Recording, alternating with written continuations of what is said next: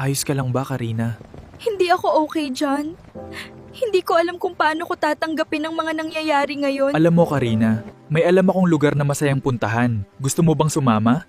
Sige, maaga pa naman para umuwi. Gusto ko ring maglibang. John, alam ko ang lugar na to. Ang tagal ko nang hindi nakakapunta rito. Masaya ka ba? Halika, pumasok tayo sa loob. Mang Thomas, kumusta po kayo? Ang tagal nating hindi nagkita. Michael? Di ba ikaw si Michael? Hindi po siya si Michael. Si John po siya. Kumusta po kayo, Lolo Thomas?